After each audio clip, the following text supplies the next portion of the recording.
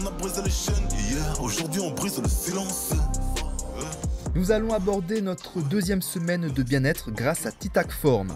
Si vous découvrez à présent ce rendez-vous santé, soyez rassurés, vous pouvez retrouver tous les exercices, toutes les recettes et tous les conseils proposés par notre équipe de professionnels sur notre page Facebook et Instagram. Titac Form, c'est simple, ce sont 3 séances de sport et 2 séances de récupération active. Aujourd'hui, Gino va nous faire travailler les cuisses et les fessiers. Avant toute chose, il est important de s'échauffer. Pour cela, vous pouvez faire de la corde à sauter ou bien 5 à 10 minutes de marche ou de footing.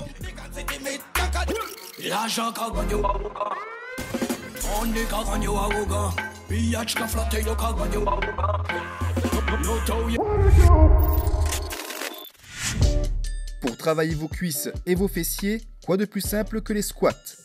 Pour que cet exercice soit efficace, il vous faudra garder le dos droit et les abdos gainés tout au long de l'effort. Vous débutez les jambes tendues et les bras le long du corps.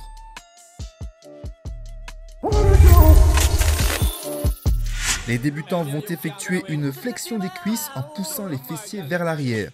Le poids du corps est sur les talons. Vous revenez en position initiale en serrant les fesses.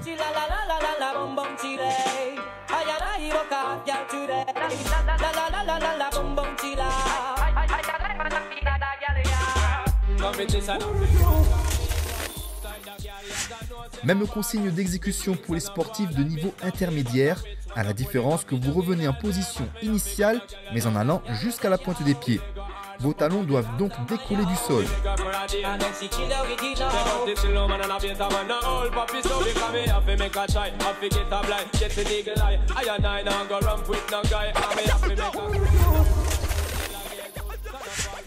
Les experts réaliseront quant à eux un squat jump.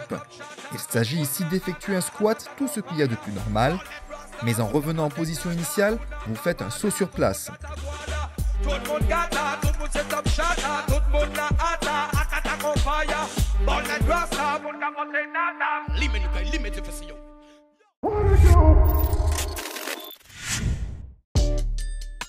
Avec ce second exercice, Gino nous propose de travailler encore la zone des cuisses et des fessiers, mais cette fois-ci en isométrie.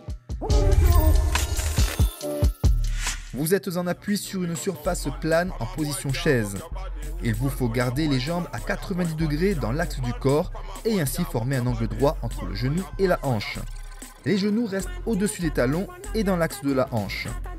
En appui contre votre surface plane, vous restez en position de gainage, les bras le long du corps ou tendus en face de vous.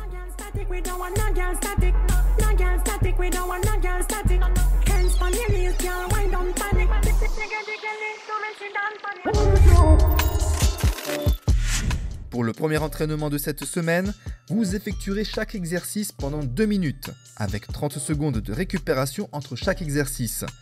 Ces 4 minutes 30 constituent un tour. Pour les débutants, un entraînement sera constitué de 2 tours. Pour les intermédiaires, l'entraînement sera de 4 tours. Pour les experts, il vous faudra faire 6 tours. Aujourd'hui, nous rejoignons Yentel en cuisine pour découvrir sa proposition culinaire du jour. Voici la liste des ingrédients nécessaires à la réalisation de cette recette. Des pois chiches, 2 cuillères à soupe d'oignon pays, un demi-oignon rouge, 5 branches de persil frais, du citron, 2 gousses d'ail, de l'avocat, du riz cuisiné ou de la crème d'amande, de soja d'avoine ou de millet, plein de petites épices qui nous rappellent les saveurs orientales.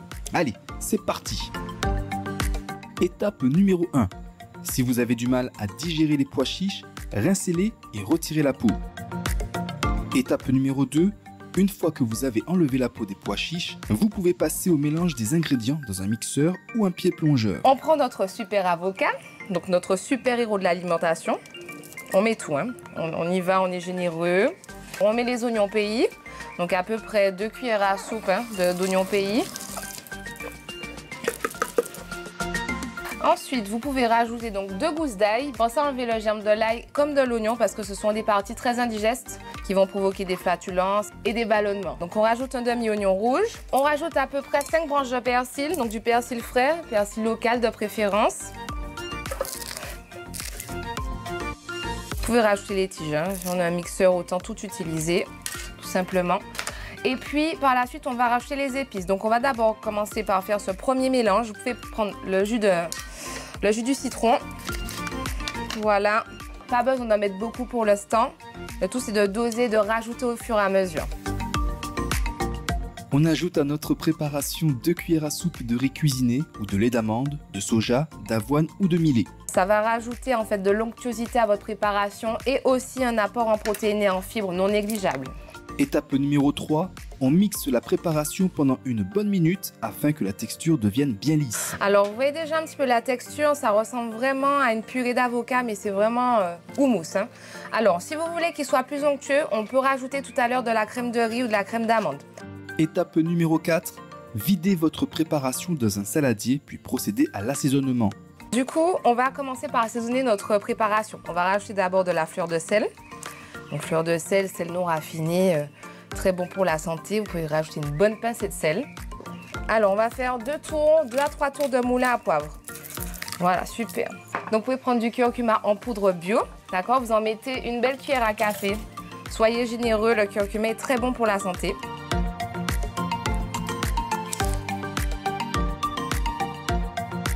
On va rajouter avec ça 2 à 3 pincées de paprika fumé, une pincée de garam masala. Donc on avait déjà mis les graines de cumin, donc on peut très bien mélanger. Et pour terminer, il va juste nous manquer une cuillère à soupe d'huile de sésame pour parfumer le tout. Et voilà.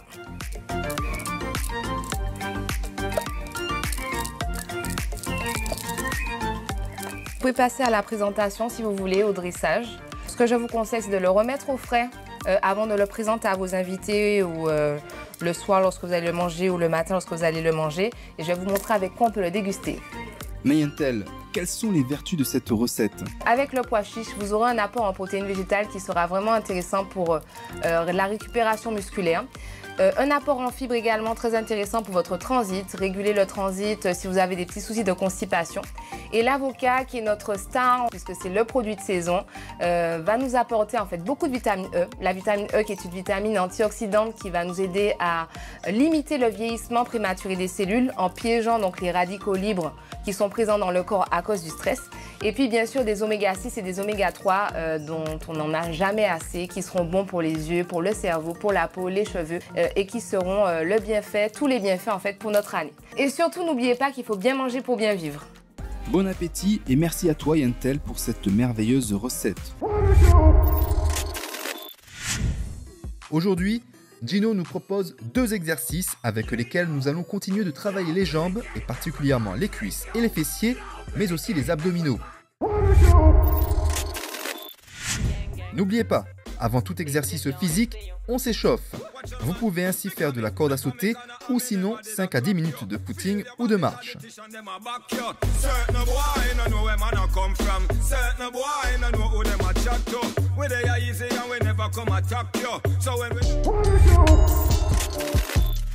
Avec ce 3e exercice de la semaine, notre coach sportif nous propose de travailler les transverses, les cuisses et les fessiers. Gino propose aux débutants une session de combo plank. Il faut être en appui sur les bras tendus, positionnés avec les épaules au-dessus des poignets et en appui sur la pointe des pieds, les jambes tendues. Le dos est droit et les abdos gainés.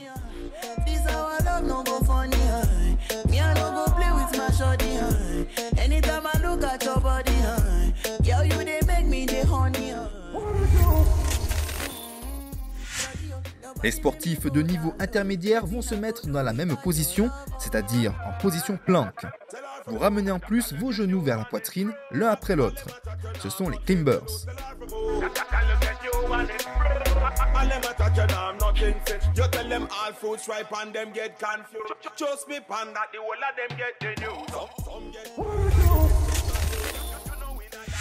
Pour les experts, vous serez vous aussi en position plank. Mais vous ramenez rapidement vos genoux en alterné jusqu'à vos coudes.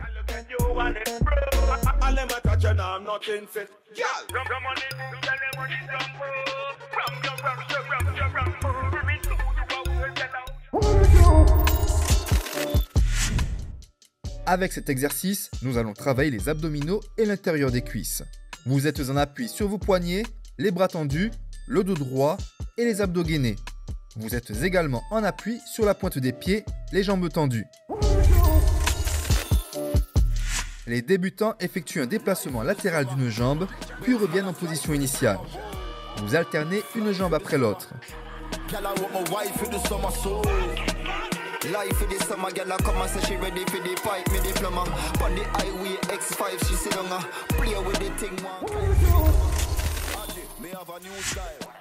Les intermédiaires, quant à eux, vont effectuer un déplacement latéral des deux jambes en simultané avant de revenir en position de départ.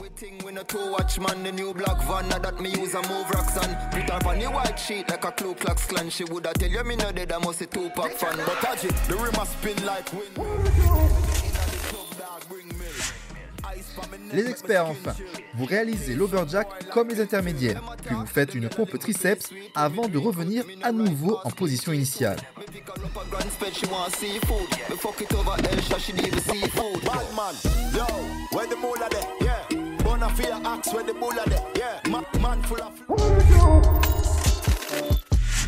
Vous ferez chaque exercice pendant 2 minutes avec 30 secondes de récupération entre chaque période. Ces 4 minutes 30 constituent un tour. L'entraînement des débutants sera de 2 tours. Celui des intermédiaires de 4 tours. Et celui des experts de 6 tours.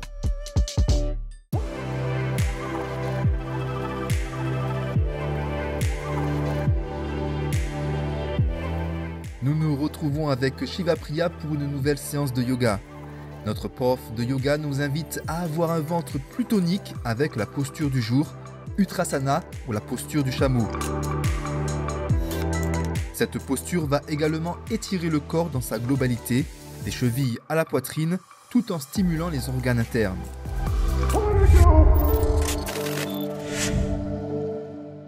Avant de commencer chaque séance de yoga, vous allez vous asseoir en tailleur et vous concentrer sur votre respiration.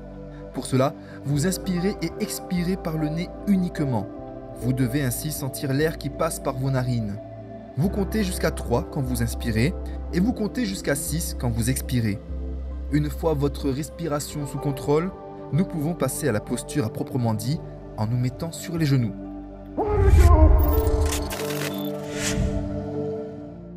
Notez avant toute chose que la posture du chameau est totalement déconseillée à toute personne ayant une hernie discale ou des problèmes au cervical.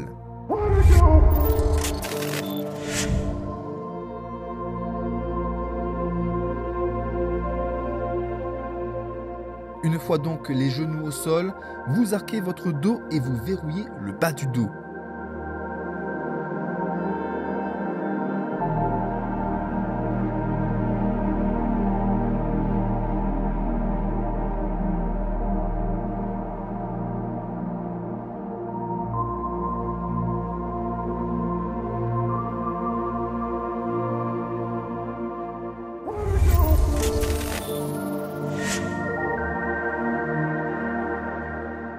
Les pratiquants débutants vont poser leurs mains au niveau du bas du dos.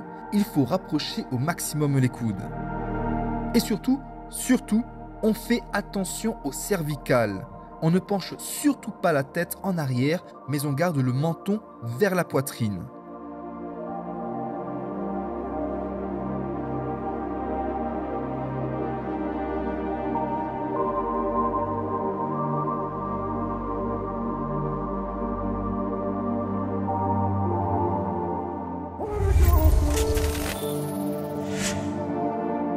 Alors que les pratiquants avancés vont poser leurs mains sur la plante des pieds. Dans les deux cas, il faut rapprocher au maximum les coudes. On ne penche surtout pas la tête en arrière, mais on garde le menton vers la poitrine.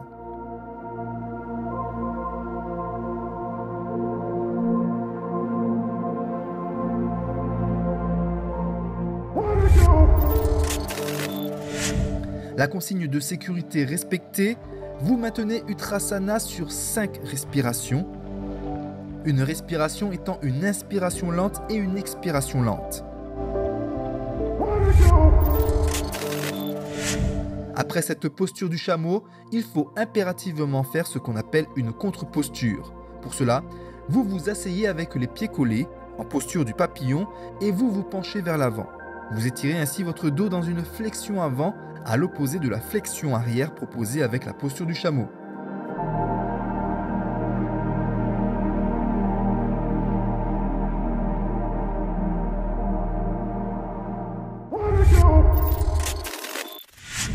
Pour compléter notre séance hebdomadaire, nous allons travailler le haut du corps et notamment les bras. Mais avant, on s'échauffe. Comme avant toute activité physique, on prépare son corps à l'effort. Faites de la corde à sauter pour cela. Vous pouvez également faire 5 à 10 minutes de marche ou de footing.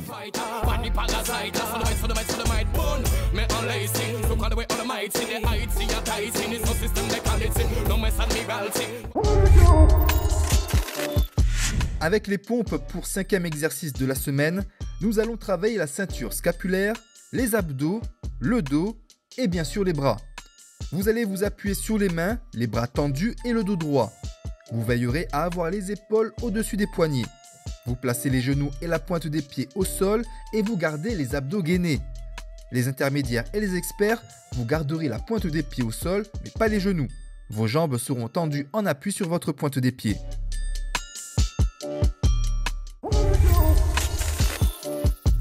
Vous êtes un sportif débutant? Alors vous faites une flexion des bras, puis vous revenez en position initiale. Il est important dans ce mouvement que les coudes soient serrés vers le buste. Ainsi, les coudes et la nuque forment une flèche.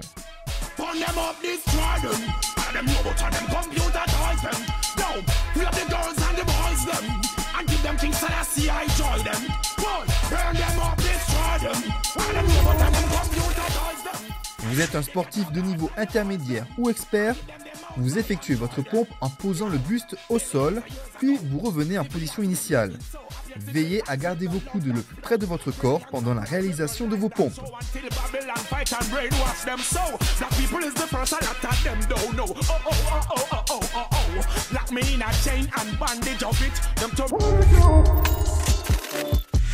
Avec ce dernier exercice de la semaine, Gino compte nous faire travailler les triceps. Vous allez vous mettre en appui sur un plan élevé, une chaise par exemple, avec les bras tendus dans l'axe de la hanche. Les fessiers dans l'axe du sol, les jambes sont fléchies pour les débutants, les jambes sont tendues pour les intermédiaires et les experts. Les débutants effectuent une flexion puis une extension du bras en gardant le dos droit, les talons dans le sol et le regard droit devant.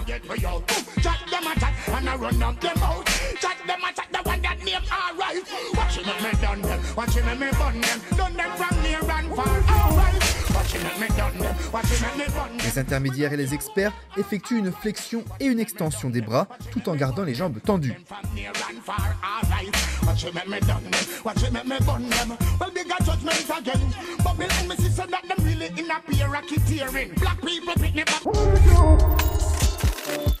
Pour chaque exercice, vous allez réaliser le mouvement correspondant à votre niveau durant 2 minutes. Entre chaque exercice, vous prendrez 30 secondes de récupération. Ces 4 minutes 30 correspondent à un tour. Pour votre séance d'entraînement, vous ferez 2 tours si vous êtes de niveau débutant, vous ferez 4 tours si vous êtes de niveau intermédiaire et vous ferez 6 tours si vous êtes de niveau expert. C'est ainsi que s'achève cette semaine de mise en forme. Retrouvez l'intégralité de vos séances de cette semaine sur notre chaîne YouTube le samedi. Profitez bien de votre week-end, on se retrouve dès lundi pour une nouvelle séance de sport.